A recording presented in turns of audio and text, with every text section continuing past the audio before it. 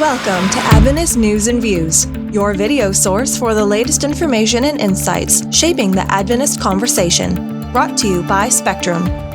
Here are the highlights of this week. Ezrika Bennett says the 2025 GC session was big on celebration but missed its moment for justice and inclusion. A leadership handoff in Mid-America shows what happens when mentorship and trust lead the way. A man is arrested for using a drone to spy on women at Walla Walla University, raising campus safety concerns. Cabo Verde's Pathfinders rally across islands with faith and fundraisers to make their Camporee dreams come true. A new book on Adventist nursing says healing starts with connection, not just care. Plus, Spectrum Journal Spotlight and our video of the week featuring Yi Shen Ma in a sermon titled Sacred Anarchy, God's Expansive Solidarity at the Paradox Church in Redlands, California. We begin with a bold reflection on the 2025 General Conference session. In an op-ed, Ezrika Bennett reflects, calling it a mix of beauty and missed opportunities. While the gathering celebrated Adventism's global diversity, she criticizes how cultural expression through food and music was often sanitized into Western norms. She highlights Kevin Burton's research on Adventism's activist roots, lamenting the church's current lack of bold engagement with justice issues. Bennett also questions the church's slow progress on women's equality, noting that while some women were elected to key roles, systemic barriers remain. She urges the church to broaden its understanding of mission, suggesting GC could have left a tangible impact on St. Louis through meaningful community service. Finally, she warns that Adventism risks losing young adults due to their exclusion from decision-making, calling for intentional inclusion and a shift toward modern, action-driven methods for the next 5 years. Next, a model of what healthy leadership change can look like. Through 2 exclusive interviews, Alita Bird provides this account of a smooth leadership transition in the Mid-America Union, where Brenda Dickerson, after over a decade as communication director, chose to step down and let her associate, Hugh Davis, take the lead. The change was planned years in advance, with Brenda mentoring Hugh and both working closely as a team. Now, Dickerson supports Hugh as associate director, while Davis brings fresh ideas and a focus on digital communication and stronger collaboration across church levels. Their mutual respect, prayerful planning, and shared commitment have made the transition a model of thoughtful leadership handover in the Adventist Church. Disturbing news from Walla Walla University, a 60-year-old man, Ross Wright, was arrested in College Place, Washington for using a drone to spy on women in and around Walla Walla University's dormitories. The investigation began earlier in 2024 after repeated reports of suspicious drone activity. A breakthrough came when campus security recovered a crashed drone containing explicit footage. Police traced the drone back to Wright, arrested him on July 8, and charged him with 2 counts of first-degree voyeurism. Authorities also seized several data services from his home and are investigating further. Police praised WWU for its help in the case, calling the suspect's actions exceptionally disturbing. In Cabo Verde, an island nation of 10 small islands, nearly 900 young Adventists from across the country will gather on Santiago Island for the 6th National Pathfinder Camporee, themed A Descoberta, the Discovery, from August 6 to 10. For many, this is a once-in-a-lifetime chance to experience a large spiritual gathering, as international events are often financially out of reach. Despite the high costs of inter-island travel, Pathfinder clubs raised funds through creative events like car washes, food festivals, and concerts. Originally planned for the island of Fogo, the Camporee was relocated to Santiago due to transport issues, ultimately increasing participation and excitement. Through determination, teamwork, and faith, Cabo Verde's Pathfinders are turning challenges into a shared journey of purpose, worship, and discovery. In her review of Whole Person Care, Adventist Nursing in Action, Carmen Lau reflects on how this 2024 book, edited by Patricia S. Jones, Edelweiss Ramal and Ann Barrett Peterson, offers a thoughtful and practical guide to Adventist nursing.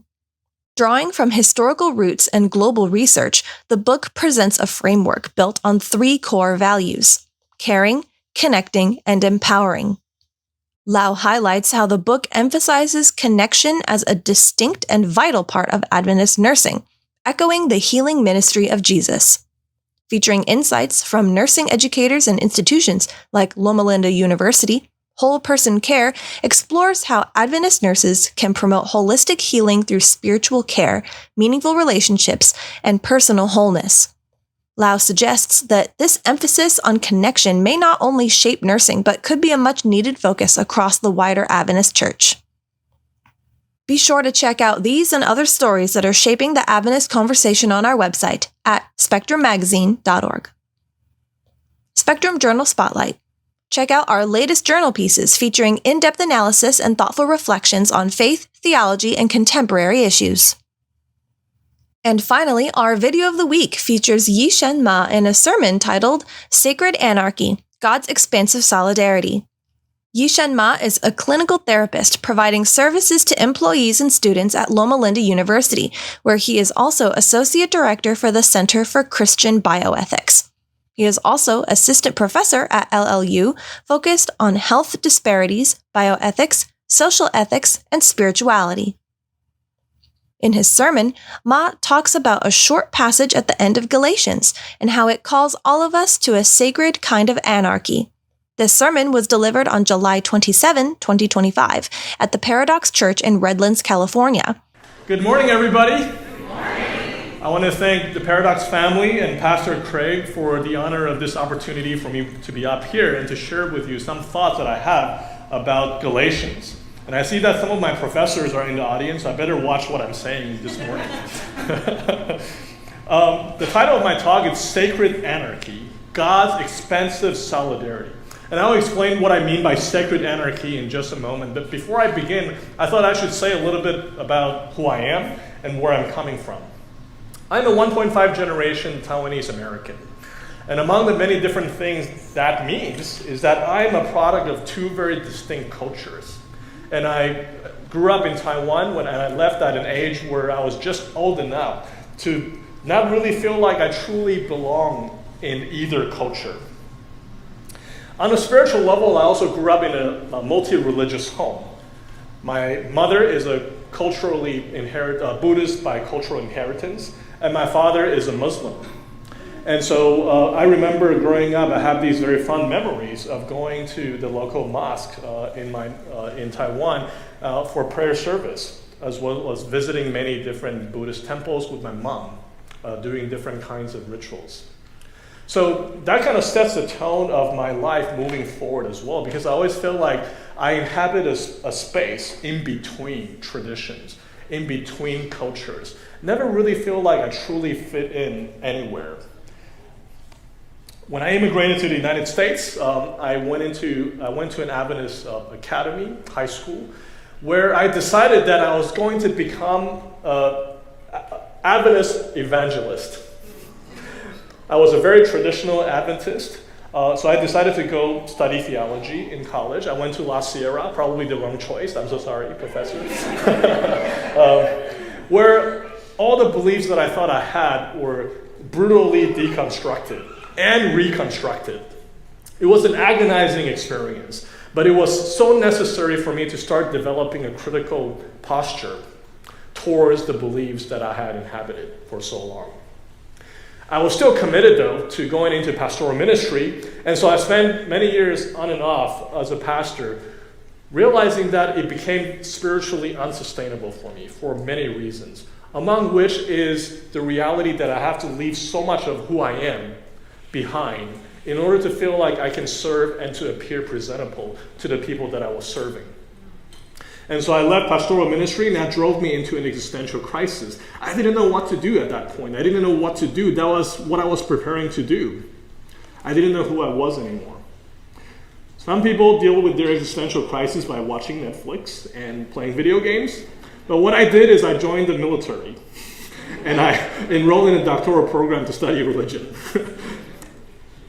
But even after all of those experiences and studying religion, studying the world religious traditions, I continue to feel like all the different labels that I have used to define myself, Christian, American, Asian, man, whatever it may be, they were all much more complicated than I had thought.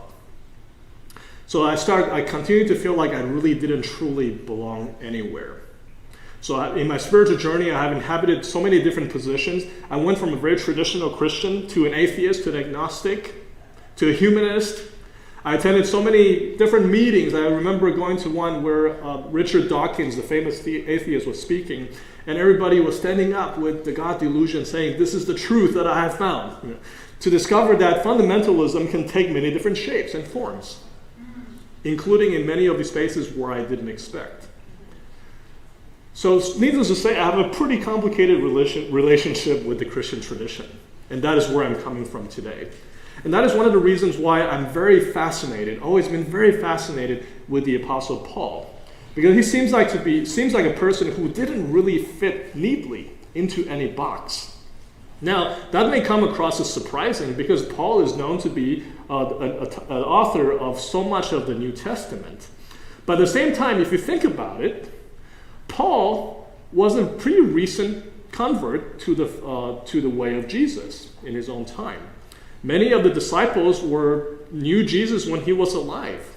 And yet he had the audacity to go to Peter, for instance, in the Galatians, where he talks about it, and tell him to his face that he's being a hypocrite, that he didn't really get what the gospel was all about. He used to persecute the Christians as a very strict Pharisee. So he seems to be someone who is a little bit of a maverick and didn't really fit in anywhere. And the community to which that he was writing to, Galatians, also seems to be a group of people who didn't really fit neatly into any boxes. One of the things that I have learned from my experience of being someone who didn't fit in anywhere is that sometimes there's a wisdom to looking at your tradition from that standpoint of not really fitting in anywhere. And that I think that is one of the reasons why Paul was able to glimpse at something powerful at the core of Jesus' message that even so many of his own disciples, when Jesus was alive, missed. And that Galatians then was written by someone who's somewhat of an outsider to a group of people who didn't really belong. It is within this context that I think this passage that is so famous is so important. That there's no longer Jew or Greek, there is no longer slave or free. There is no longer male or female, for all of you are one in Jesus Christ. In other words, all of the different boundaries and boxes that we human beings have constructed in order to divide people into insider, outsider, oppressor, oppressed, all of those borders that we have erected along religious, ethnic, national, racial lines are now being deconstructed because of a new reality is dawning. The reality that Paul calls the new creation is as a result of what Jesus has accomplished in Jesus' faithfulness. So the thesis, if I were to boil it down, is something like this. All the old boundaries of religion, ethnicity, nationality, race have been broken down, and social status are now being dismantled by a new reality that came into existence as a result of the faithful life that Jesus has lived in his life, in his death, and his resurrection. And as a result, the followers of Jesus now, being empowered by the power of the Spirit of freedom, are invited to step into that new reality, the new creation, that is so radically different from anything that we have seen before. That is the thesis of Galatians. So I'm using the word faithfulness in a very particular way here, very intentional way. The reason is, in a Protestant theological context, we often hear about faith in Jesus, right? Or salvation by grace through faith. And the word here is pistis. Let me hear you say pistis. Pistis. It does work, Pastor Craig. Right? Pistis Jesu Christo is the original Greek phrase. Sometimes it's translated into faith in Jesus Christ. But if we do that, sometimes faith in our English language may come across as giving intellectual assent to a list of propositions, right? Theological propositions, or a certain kind of metaphysics. But if we look at the original context, pistis can mean a lot of different things. It could mean trust, conviction, fidelity, loyalty, and allegiance. Christo is the Greek word for the Hebrew word Mashiach, which means the anointed one.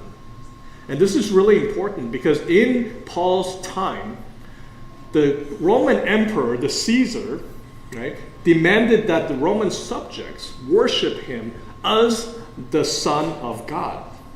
And what Caesar demanded of Roman subjects was precisely pistis, allegiance to the Roman Empire. So to say faithfulness of Christ or allegiance to this new reality in Jesus Christ is actually a very seditious and dangerous claim. It's a political claim. And if we forget the connotation of allegiance, we might miss that political context of what this phrase actually means. So pistis Jesu Christo can sometimes be translated allegiance to Jesus or the faithfulness of Jesus. And it is within this context that I want to provide a short and brief overview of what Paul's argument in the letter to the Galatians is. In the first two chapters, Paul begins by trying to defend the authenticity and the authority of his message. He wants to make sure that his listeners know that he's not just saying these radical things to sound cool or to please other people, but it's in fact a message that is coming straight from God. And in the process, he points out something that is really important, the central problem that he was wrestling with, which is that there is a particular faction of Jewish followers of Jesus who was pressuring Gentile followers of Jesus or non-Jewish followers of Jesus to conform to the Jewish standards of worship and social belonging. And a couple of those things include to keep a very strict understanding of the Torah, for the man to be circumcised, right, to keep a Jewish diet, and to refrain from table fellowship with those who are not Jewish. Now, this is one of the things that Paul was arguing with Peter about, because Peter used to fellowship with non-Jewish people around the table. But he walked that back. And Paul is saying to Peter, you're a hypocrite. If you really believe in the message of Jesus, of this radical reality that is coming into existence, that deconstructs all the borders that divides us, then that is not an appropriate way to embody that message. So, in the next two chapters, then Paul goes on to talk about examining the Jewish scriptures, the Torah, arguing that God's plan from the get-go has always been the healing of all nations. God didn't call the people of Israel to make a group feel special about themselves, but to contribute to the healing of all nations and the transformation of all of creation. And the Torah, while being a product of God's grace and is a great thing, was not sufficient for that task. Because while religious boundaries and borders that we draw up may serve a particular function in some context, in the formation of a unique people, is also somewhat of a double-edged sword, right? It can make people feel like they're more righteous and better than other people. And so for Paul, then, that could actually undermine what God's plan was actually all about. So in the story of Israel itself, there's an image of a God who has always been wanting to heal all of creation, all people, not just Jews. And then in the next two chapters, Paul paints a picture of what that new reality looks like. What does it mean for us to step into that new creation? And for Paul, that means living a life that embodies a boundary-crossing kind of love. A boundary-crossing solidarity that is so radical that has never been seen before. So you might be wondering then, why is there so much pressure for early Christians, especially for non-Jewish Gentile Christians, to conform to these Jewish markers of social belonging? And I think this is important because we need to understand a little bit about the political and social context of Galatians. So one thing to remember is that it is very prevalent in Rome and Roman subjects to engage what is so-called the cult of the emperor, meaning that the emperor demands to be worshipped as one of the gods. On top of that, there are also various local deities that faithful Roman subjects will also participate in this ritual worship of local deities. Now, these are not just private matters, these are public civic matters, because the worship of local deities and the emperor is seen as a public health kind of measure, right? Because these local deities and the emperor is seen as the protectors of the flourishing and the health of the Roman Empire and these various communities and villages. So if you're that one family who doesn't engage in these ritual worship of local deities and the emperor, and something bad happens, like a flood or a fire, whatever it is, a drought, right? You can bet everybody in that community is going to blame you for not participating in that ritual worship. So all the disaster that could possibly happen, it becomes a scapegoat, creates a scapegoating mechanism for people who don't participate in that worship. So that's one of the pressures why there's a lot of Gentile Christians had to contend with when they decide that they're going to become monotheists, meaning that they're going to worship one God.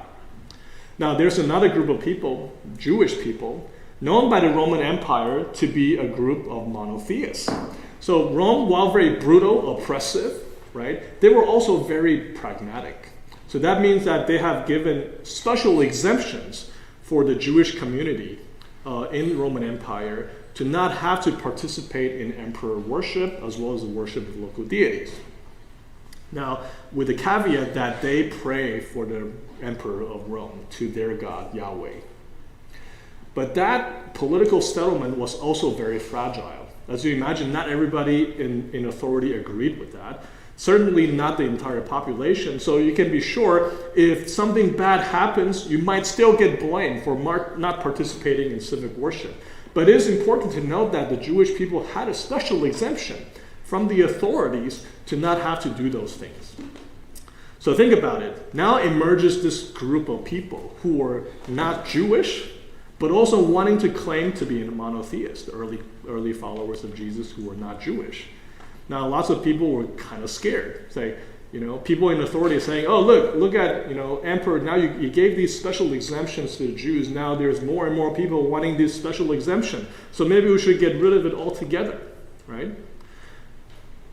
So then there's a lot of pressure for the early church community to try to conform to Jewish forms of worship so that they look more like the Jews. And so that doesn't unsettle the arrangement that they have with the Roman Empire. A second pressure comes from the rigorous keepers of the Torah, to which Paul was a member of, the Pharisees. That group of people believed that in order for the Messiah to return and to liberate the Jewish people from Roman oppression, they needed to keep a very strict understanding of the Torah and the law.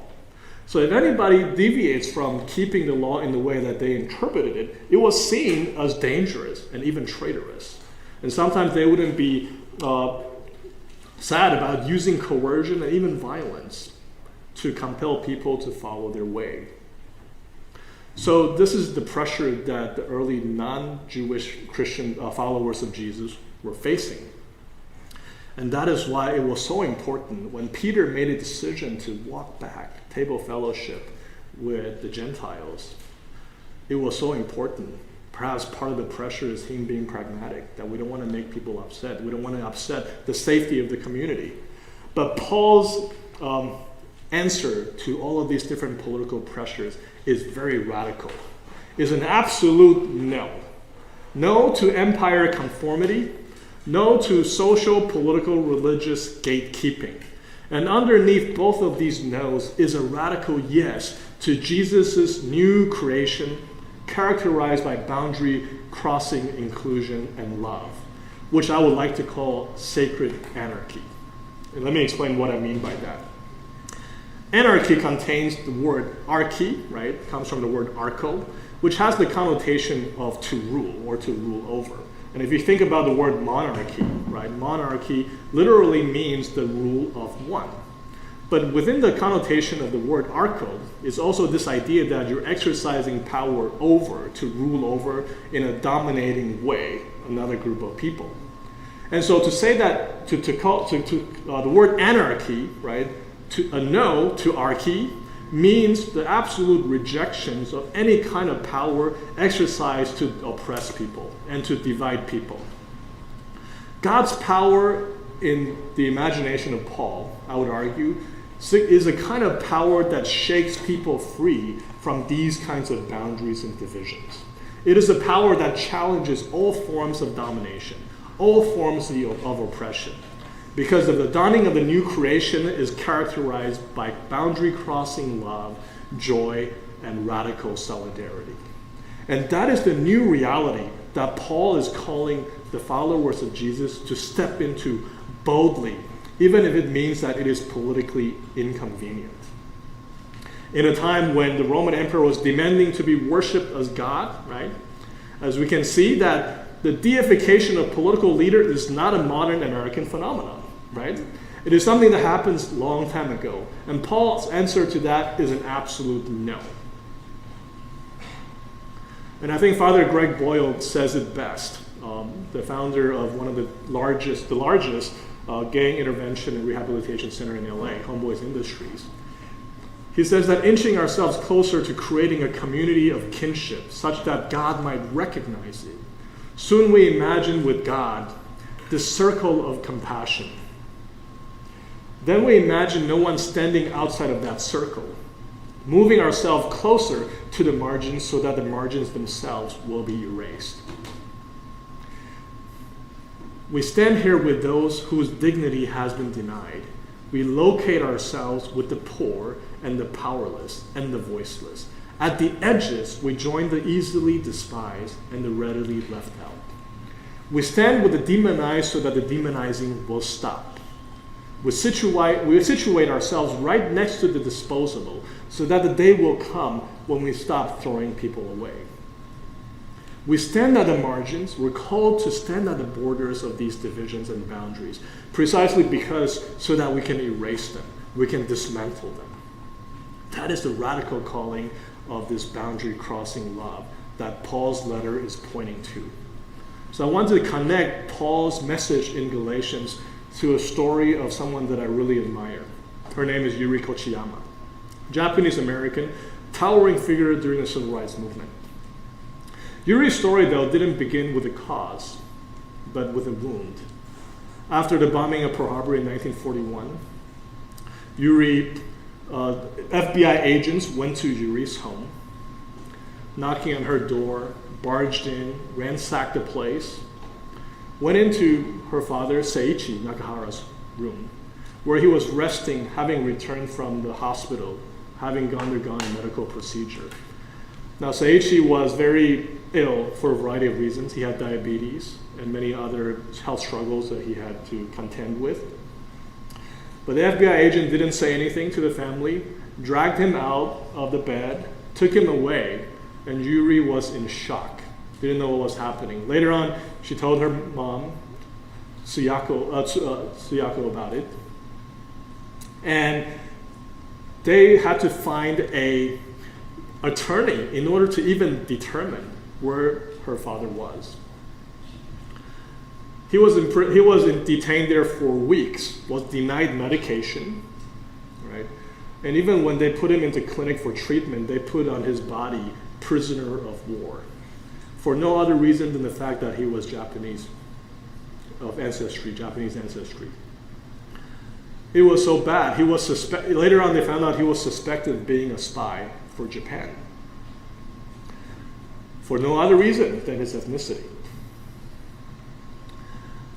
Weeks later, he was finally released, probably because the people in authority knew that he was going to die soon.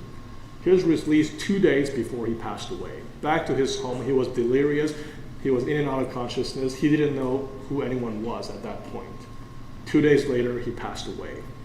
And Yuri's mother grieved and cried until there was no more tears to give.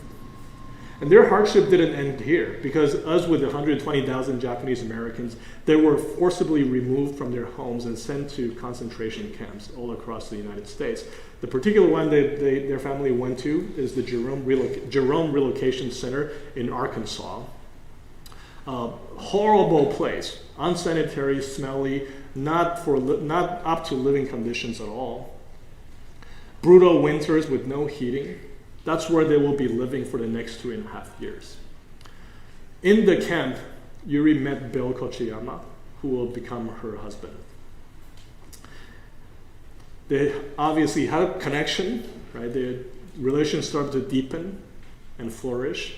But Bill also had to leave because he had volunteered to fight on behalf of the United States in the Second World War. Many Nisei people did, second generation Japanese Americans, volunteered to fight for a country that has imprisoned their whole family. Now, I don't know if you've ever heard in your history lessons of this example of true patriotism. So the 442nd Battalion Regimental Combat Team was part of one of the most decorated battalions in history. It's called the Purple Heart Battalion. Lots of Nisei soldiers. That 442nd was made up of Nisei soldiers, right? Second generation Japanese Americans. They continued to exchange letters, Yuri and Bill, as the war went on. And during that process, Yuri had discovered that a lot of the other soldiers, the other Nisei soldiers, didn't receive letters from anybody. It was as if they were forgotten and left behind, despite them putting their lives at risk for a government that has imprisoned their families. So Yuri decided that she was not just going to write to Bill, she was going to write to everybody. So one letter became a dozen letters. She started a day school in the camp, and she gathered a bunch of students and their parents to write thousands and thousands of letters to everybody they could write to in the 442nd. And that rippled out outwards. And many of them sent letters by saying that it is the letter that helped got me through some of the most difficult times in the war. And Bill and Yuri got married. After leaving the camp, they settled in Harlem, New York, where they had an apartment together. And Yuri found a job working at a local coffee shop. And in that local coffee, she was working side by side with African American workers.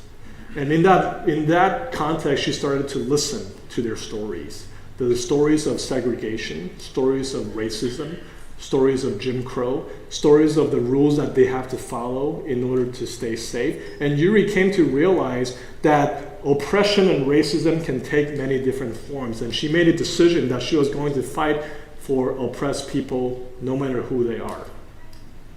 So she opened up her home to civil rights activists. Everybody knew in the movement that if you needed a place to stay, you just call up Yuri. She would oftentimes be in the back of workshops, just taking notes, learning about the history of a people that she at first wasn't familiar with. And then she opened up her home to gatherings of civil rights leaders and activists. They were starting to do workshops and teach-ins. And it is within this context that she became friends with Malcolm X, who was a frequent visitor of Yuri's home during this time, where he would give speeches and teach other fellow activists. Even when Malcolm X was traveling around the world, they continued to exchange letters, and they became very close and became each other's confidant. In 1965, in February, right before Malcolm was about to give his speech, gunshot was fired, and he was assassinated during that event. And when the gunshot happened, everybody ran towards the exit. But according to, in the words of Yuri's great-granddaughter, Yuri ran towards the stage.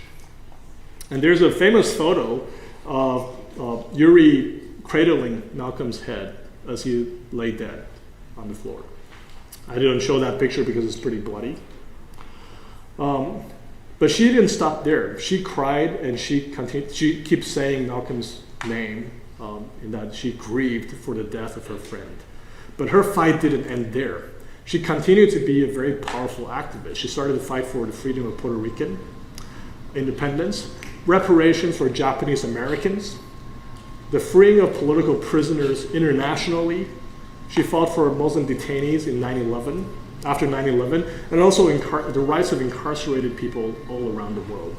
Yuri passed away in 2014, leaving behind a legacy of fighting for the freedom of everybody, knowing that the freedom of one people hinges on the freedom of everyone else.